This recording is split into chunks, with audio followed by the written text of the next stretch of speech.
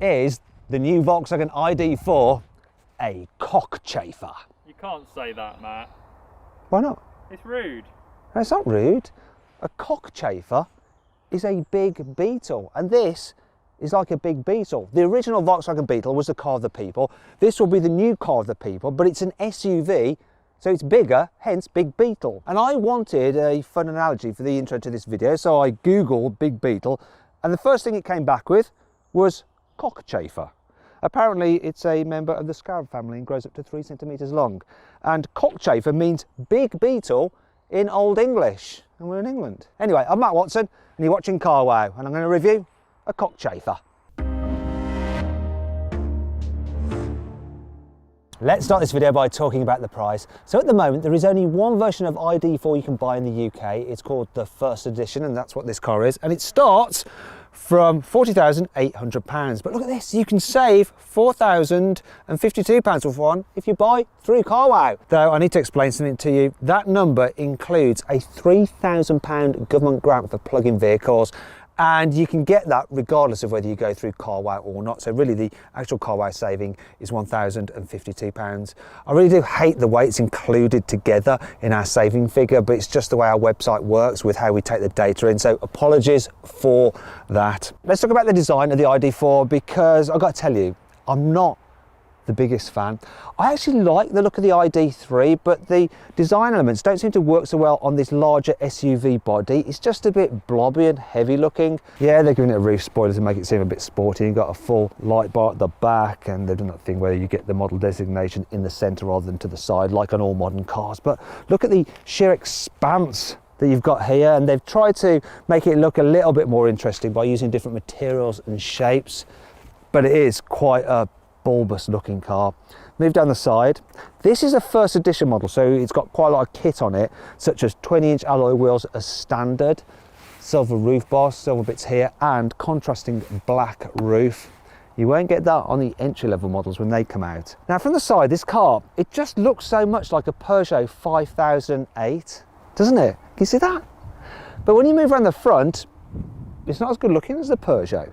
It's got quite a big, heavy set look to it, and quite a high bonnet, which is unusual because there's no engine under there. I do like the fact that they've done this thing with the daytime running lights, the way they run into this strip that goes all the way over to the other one. That's quite nice, but once again at the front it's quite a deep looking front end. There's no grille, of course, because there's no engine, just some vents there to cool the battery bits and pieces. These vents are real, so there's no faker on the car. Let's check it out inside, see if it's a bit better. Once again, it's very much like the ID.3 in here as well. I do quite like the design. It's interesting, it's very minimalist, feels modern. I do like the cream steering wheel as well, even though it's going to get dirty, but you can soon clean that. It brightens up the cabin, so does this brown trim and the velour on the seats you get for these first edition models. I like it.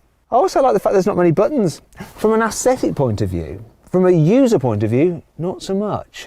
You see, you have to control things just basically using the central touchscreen and these slider buttons here. So if I want to use the heater, I can slide that like that. I can do that, slide it up and down and increase the temperature. If I want to do the heated seat, I can double tap it. But when you're driving, it's just a bit too hard to actually accurately hit those sliders. Now, if I want to change the fan speed, I do have to press this button to bring up the climate control, and then go into the climate control, and then fanny around with the fan. And also the volume control is a slider there as well, which I don't like. I'd rather have a dial. Now, you can just use the buttons on the steering wheel because they control loads of stuff, but they're very weird to use because they're sort of touch sensitive and have like a haptic feedback to them. So they like vibrate when you press them, like your mobile phone, but it's all a bit confusing as to whether you press them in and they vibrate or whether you just slide, and it's just not great. The normal buttons that you had on the steering wheel in the old Golf was just easier to use. Now you've got this digital driver's display, which I think provides all the information you really need. So it's fairly clear, very simple, and you can change the view on it for just as you like it. That's fine, I quite like that. I also like this rocker switch there for your driving mode select button. Volkswagen has totally copied that from the BMW i3. One slight problem with it on this car though is that the rim of the steering wheel blocks the actual rocker switch. So until you've learned which way is which, you have to lean across like that to see, oh, yes, forward for drive, and it's towards you like that for reverse, and I'll press it in or just jiggle it a bit to get neutral. There, perfect. Now, one of the things about this car is that it has voice command, so you should be able to control most things just by saying things to the car. Hello, ID. What can I do for you? Set temperature to 21 degrees. I've got what is effectively the Volkswagen kaleidoscope of doom. Look, it's just buffering. I'll just freeze to death while you try and figure it out. This voice command system in the IDs is very, very glitchy. They haven't sorted it out yet, so I won't bother with it. The rest of the infotainment system is fairly decent, so it's got all the functions you need. It's easy to navigate. It's not the smoothest or the quickest system on the market, but it's okay. You've got inbuilt navigation, but you're not really going to use that. Instead, you're just going to hook up your phone and use Android Auto or Apple CarPlay. And to tell you the truth, overall, I think that the infotainment system in the new Mercedes EQA is better than this system in the ID.4. And if you want to see my full in-depth video review of the Mercedes, just click on the pop-up button, just put a link popping out in the top right-hand corner of the screen. Click on that. Watch the review of that car. Let's move on to something that this car is a little bit better at, and that's cubby spaces. Here, let's remove the keys, is a centre console, which you can use cup holders. But if you don't want to use it for cup holdery, you can actually remove it. Look, you can, you can remove it, and then you've got this big cubby area there. There's also some more storage underneath here, and you can actually move these little dividers around just so you can have them exactly as you want. And then there's some USB charging ports there, another little tray there, and that has wireless charging on it. Also, check this out, right?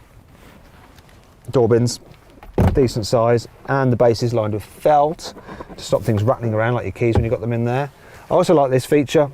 Yes, we have individual armrests.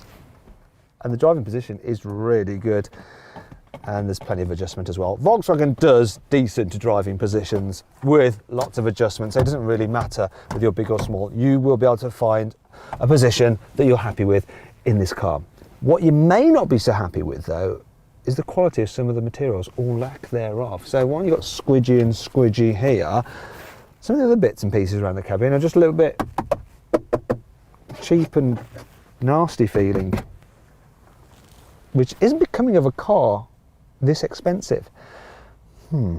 Anyway, let's forget about that for now and go check out the back seats. Right. There will be no complaints here apart from, okay, yeah, look, scratchy plastics here in the back. That's a complaint. But I think that's all I'm going to moan about because, look, loads of knee room, loads of headroom. Also, if you need to carry 3 people at once, it's really good that this car has a flat floor because you've got batteries underneath here rather than an exhaust system and a prop shaft for sending power to the rear wheel. So look, if you're in the middle seat, there's plenty of room for your feet. Headroom's still good here. It's quite a wide car. It's very, very impressive actually for carrying people in the back. You've got armrest here, but they've gone and done that annoying thing where the cup holders aren't covered, so you end up putting your elbow in it, which is annoying. It's less annoying is this, look, rear windows. They go all the way down, which is good on a hot day if you want to lean out. In terms of other areas of practicality, the door bin's fairly large back there, so look, they can take this big bottle.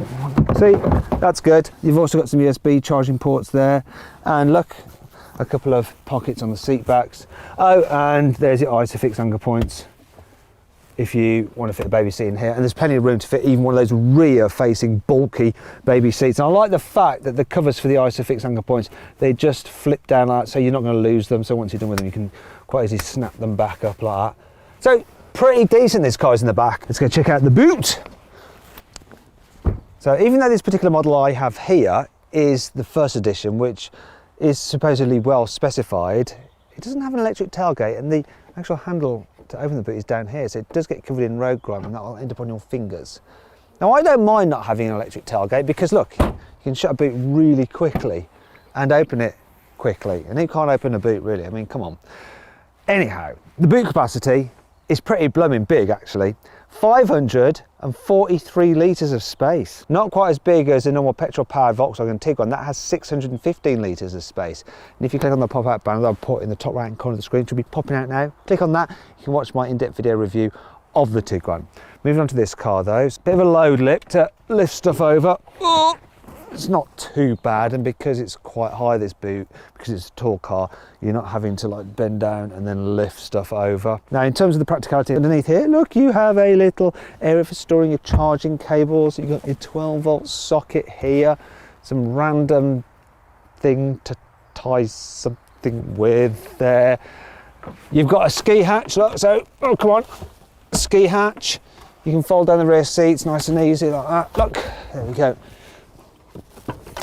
Ah, there, look, and you've got this big, huge space. But I know what you're thinking, look at that there. Big ridge, so it's going to be hard to slide things to the front like that. Look, oh dear, it's stuck, I can't possibly do that now. Now, if you look here, you can see this ridge here, and you can see that this car is available with a false floor, but this one doesn't have it, which once again is surprising when it's the first edition model. It's supposed to be well specified. You can get it with a false floor, and this is what it looks like. Surprised. It's not standard though, especially at this price. That brings on to 5 annoying things about the ID.4. Instead of the normal way of having 4 electric window switches for each window, you only have 2, and if you want to control the rears, you have to press this touch sensitive button to toggle to operate the rear windows, and then press it again to toggle to operate the fronts. What a rubbish idea. As this is an electric car, there's no engine under the bonnet, so obviously Volkswagen has made full use of that space and created a really nice big front boot. Oh dear, not so much. There are a few areas where I can store my carwow sticks of truth. Look, I can just put that one under here like that, that's good. This guy can probably go in here somewhere. Can he go in there? Yes, that's all right in there. That one I can sort of lay there, and maybe this one will fit somewhere down there. Perfect. I'll take it all back. It's not bad at all.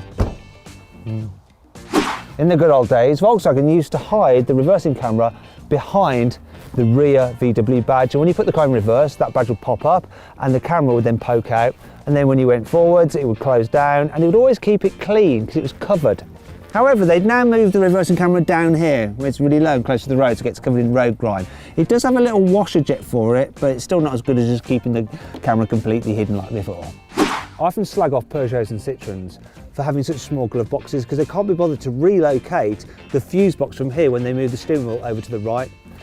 Now, you wouldn't normally have that on a Volkswagen, they bother to do that, but look, not anymore. Look how small that glove box is. They've clearly left the fuse box in there. It's like they're penny pinching and cost saving. I mean, what is going on? This is not very Volkswagen. This car may not only look a bit bloated, but it is actually physically bloated. It weighs in at over 2.1 tons, which is really quite a lot. And weight affects a car's efficiency, its handling, and also its comfort levels, because you have to fit it with stiffer suspension to cope with that extra weight. It's not all negative though. Here's 5 good things about this car. The stitching on the back of this seat may look like a design feature, but it's actually functional. Look, this is a little pocket, perfect for your mobile phone. Look at that. And then you can just sit back and look at someone's Instagram, such as my Instagram, Matt Watson Cars. Put a link in the pinned comment. Follow me there, please. Lots of behind the scenes stuff. Yeah, good idea though, that. The door handles don't operate like normal door handles. In there is actually a switch, and you just pull on it, and the door opens. So you're not having to have a jolly good tug, but you might want to have a tug if for some reason your battery's flat and none of this works, because you can still get in. Look, if you put some pressure on it, look, you can see it still operates like a door handle, and there's even a little key there so you can unlock it manually if you have to. This car has something called an ID light, and it's an LED strip that runs the length of the dashboard by the windscreen, and it interacts with you to alert you of certain things. For instance, if someone calls you on your mobile phone, it'll start flashing.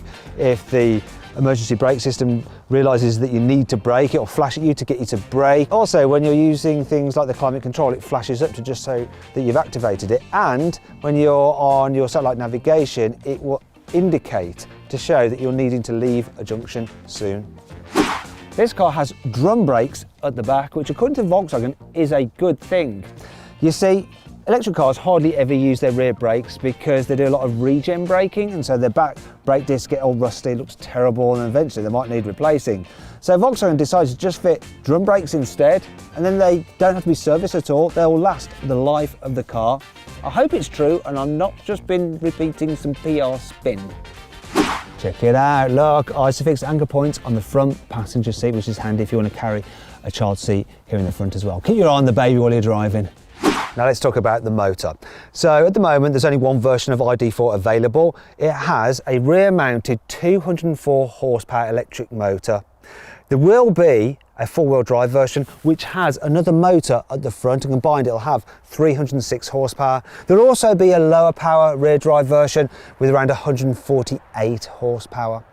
This car comes with a usable battery pack of 77 kilowatt hours. Now to charge it, if you use a 3-pin socket like this, it can take you over 30 hours. If you have a 7.5 kilowatt wall box at home, that'll take 11 hours. If you have the upgraded 11 kilowatt hour wall box with phase-free charging, that'll take 8 hours. This car can actually charge at 125 kilowatts, and if you can find one of those chargers, it can go from empty to 80% full in just 40 minutes. Now the range for this car with a full battery, according to Volkswagen at least, 310 miles, though I think that's quite optimistic. So then, what's the ID.4 like for driving in town? Being an SUV, you're raised up so you get a decent view forwards. However, this pillar does create quite a blind spot, and the back window is quite small as well, which is a bit annoying when you're manoeuvring. You do have front and rear parking cameras which help out, but it'd be better if overall visibility was just a bit better. This car, being heavy, does have relatively firm suspension. It's not terrible, but you do feel the bumps a little bit more than you might expect in a car such as this. However, the faster you go, the more it irons out the surfaces in the road. What is good though is the steering. It's nice and light. And of course, because there's no gearbox or engine, you can just drive it along on the throttle alone. Also, when you're driving around town, the brakes are pretty good. Sometimes in electric cars they can be a bit jerky, but these aren't bad at all. And I can flick the switch here to put it into more aggressive regen, so when I lift off it will slow the car more steadily. However, it's not quite as abrupt a slowdown as you can get in something like a Nissan Leaf, where you can pretty much drive it along on one pedal alone. Also, as you'll probably notice, I've lifted off the accelerator for quite a while and the car still is coasting. It will not go to complete standstill, it will just keep on moving forward like an old-fashioned automatic car, when really it's better to be able to actually stop the car just by lifting off. Wish it would do that. I can't fault the turning circle though. It's very good on this car. So it is just 10 meters, which is pretty similar to something like a Volkswagen Up. And I'm going to try and show you just how good the turning circle is now. I can pretty much do a U-E in this track to check it's safe. Look at this. I mean, that is nuts. To be able to do that really is quite impressive, and I didn't drop off the track at all then. And then when you need to go faster, you got really good pickup from the electric motor. That's the great thing about electric motors, instant power. So I'm doing 50, floor it. This is how long it takes to get to 70. Not bad at all. And actually, when you're going at speed, this is quite a relaxing car. The seats are comfortable. You do get a bit of noise from the wind and a very little bit of noise from the tyres, but you're only really hearing those because there's no droning sound from an internal combustion engine, so your ears just pick up on those bits more. Really, it is quite a relaxing car to travel in. And in terms of doing distance, what is the range? Well, this car is averaging 2.8 miles per kilowatt hour of battery used. It's got a 77 kilowatt hour battery, so that works out to, quick maths, come on, work, to 260 miles of real world range, which is, it's only about 70% really of what Volkswagen says it should do. Not brilliant then, but livable. As for driving this thing on a twisty road, well, because it's heavy, it's no sports car, but because all the weight is low down, it doesn't lean that much in the bends, and you've got a perfect 50-50 weight distribution, so it's very neutral and balanced and easy to drive. And even if you do something silly like suddenly have to turn the wheel quickly or lift off the accelerator because you think you need to slow down, it doesn't do anything untoward like step out of line. It's quite safe, secure. Fun? Absolutely not. No way, shape or form. But it is fairly decent to drive. If you want an electric car that is fun, you're probably better off with something like a Tesla Model 3. And if you click on the pop-out banner up there, you can watch my full in-depth video review of that car. Now, speaking of fun, let's see what this car is like when it comes to launching. Put it into sports mode, so I get maximum acceleration. I'm going to floor it, see what we do. Be timing on my specialist timing gear. Let's do this. Come on. What are you going to do? Volkswagen says just over 8 seconds. What's the reality? There's a 60. Oh, not 60. 7.49 seconds. I'll take that.